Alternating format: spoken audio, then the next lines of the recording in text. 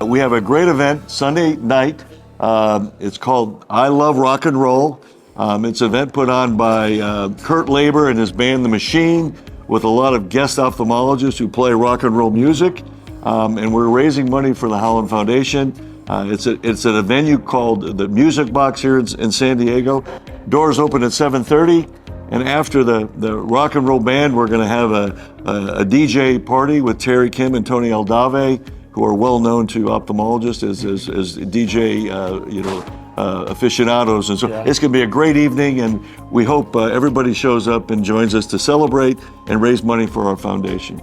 Well, it's a great project, and I know it's a real passion for you, and it looks like it's on its way to being something very significant. And the patients that you help with this are really people who are just in desperate need of care, and it's really filling a need that really wasn't there. So I think it's a great thing, and look forward to seeing where it goes for you in the future. Well, I appreciate that. I think we can do great things.